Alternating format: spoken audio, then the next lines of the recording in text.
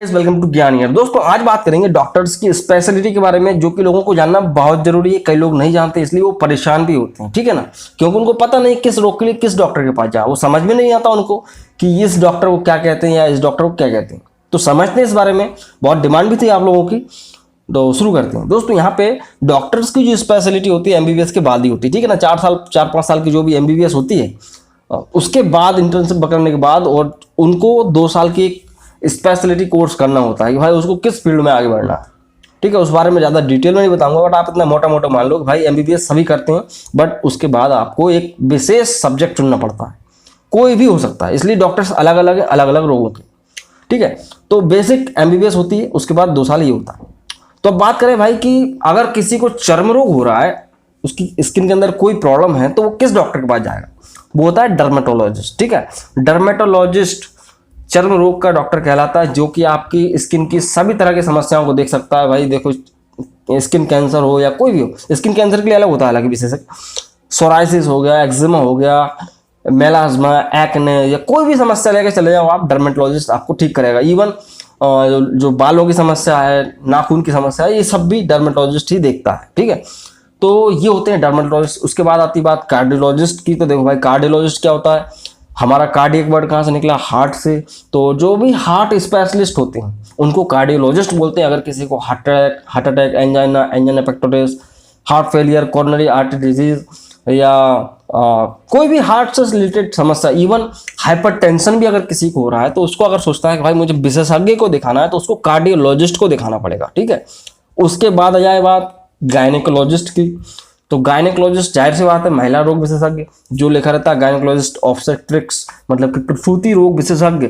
महिला संबंधी जितने भी रोग होते हैं, डिलीवरी कराना, delivery, operation, surgery, normal, even POCD, या महीने ना आना, महीने आना, ये जो भी समस्याएं महिलाओं की होती हैं, हार्मोनल रिप्लेसमेंट थेरेपी, कुछ भी, वो सब गायनेकोलॉजिस्ट करता है।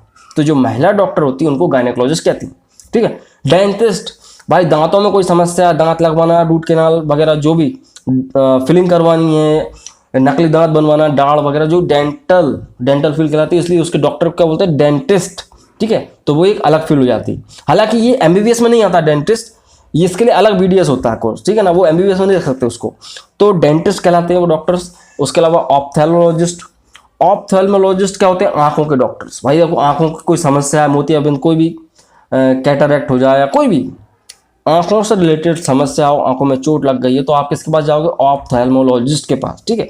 एक और होता है दोस्तों ऑर्थोपेडिशियन, या आप बोल सकते हैं कि ये हड्डी के डॉक्टर्स होते हैं। अस्थि रोग विशेषज्ञ बेसिकली कहते हैं इनको।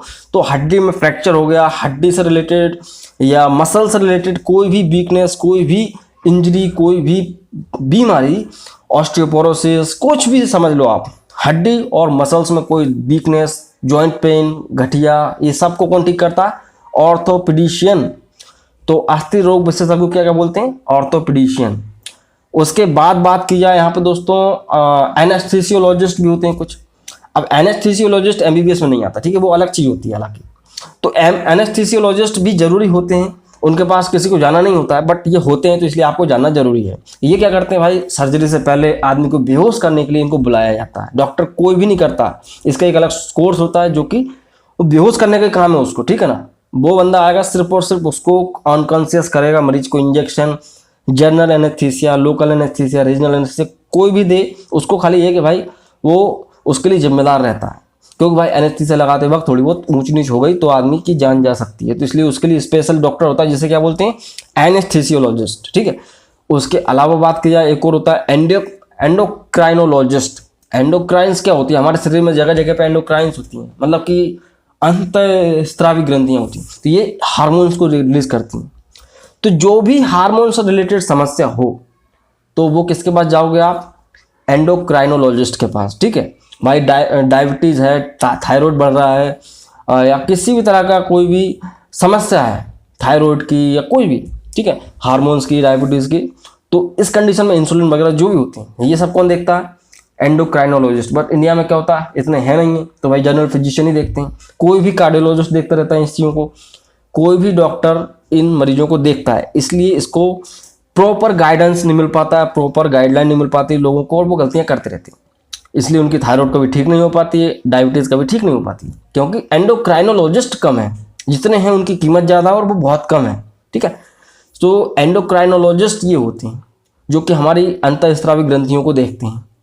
अंतःस्रावी ग्रंथि, एड्रेनलिन हो गई, अपना जो भी है थायराइड, ये सब होती है, इसके बारे में ज़्यादा डिटेल नहीं जाएंगे।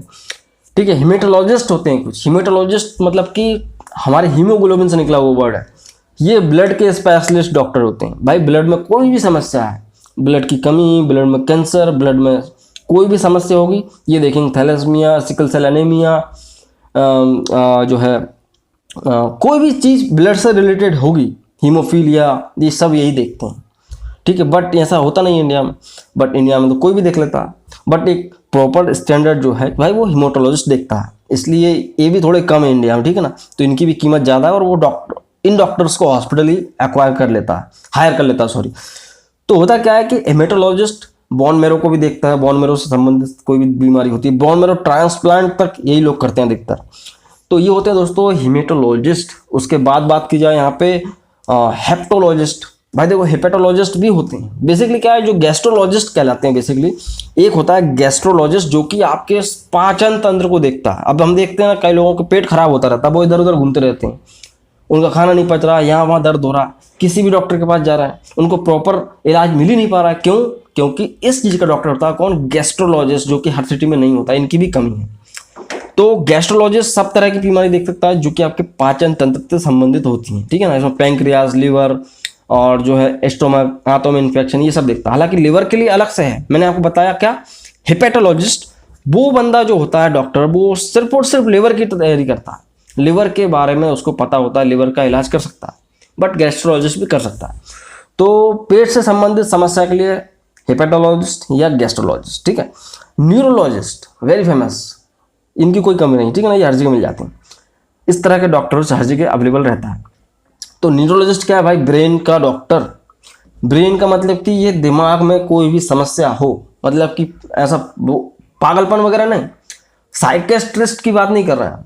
न्यूरोलॉजिस्ट क्या होता है? ब्रेन में कोई भी एक फिजिकल चेंजेस या फिजिकल चोट लग गई या कोई भी चेंजेस उसकी वजह से ये होता है, कोई भी समस्या, तो न्यूरोलॉजिस्ट उसको ठीक करेगा। ठीक है, सीटी स्कैन, एमआरआई वगैरह इनके ये ज़्यादातर करते हैं।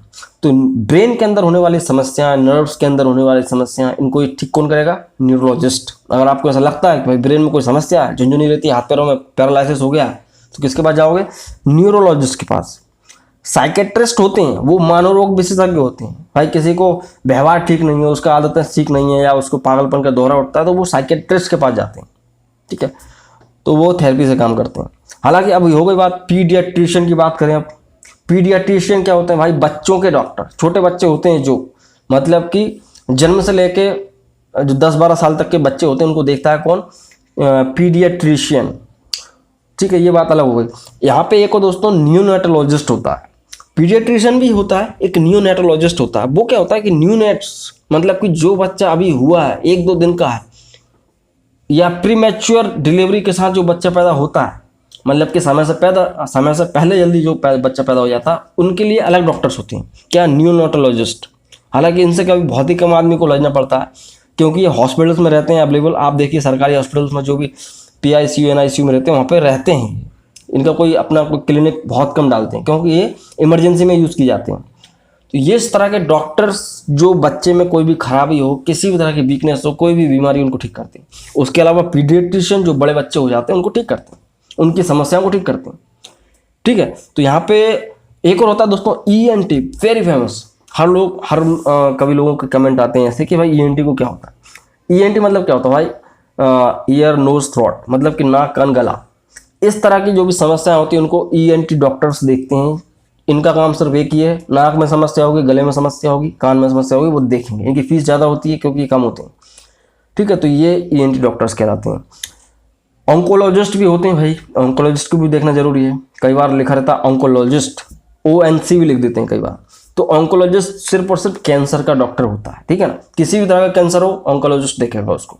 ठीक है, 2 तरह के डॉक्टर्स भी आपको बहुत ज़्यादा टकराए होंगे, जनरल फिजिशियन और जनरल सर्जन लिखा रहता है डॉक्टर के नाम के पीछे। तो इसका मतलब ये होता है भाई जनरल सर्जन मतलब क्या? वो सर्जरी करेगा, नॉर्मल सी सर्जरी वो करेगा। ठीक है, और किसी के पीछे लेप्रोस्कोपिक लिखा है तो भाई वो लेप्रोस्कोपी मशीन के द्वारा सर्जरी करेगा। सर्जरी, काटापीटी, जो भी वटेवर, आप मान के चलो सर्जरी का काम सर्जन का होता है। फिजिशियन क्या होता है भाई, 4 साल की MBBS कर ली, नहीं करना ज़्यादा आगे पढ़ाई तो फिजिशियन बन सकता है, ठीक है। उसके लिए अलग कंडीशंस होती हैं, हालांकि इंटर्नशिप तो करना ही पड़ती है। तो जनरल फिजिशियन क्या होता है कि भाई ये नॉर्मली आपके रोगों को देखता है, इसलिए तो यहाँ पे इंडिया में ये ज़्यादा है।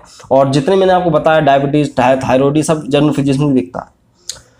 सो general physician normally regular body checkup ये सब देखता है, जो हर जगह मिल जाते हैं, सिटी में बहुत सारे होते हैं, जगह जगह पे होते हैं।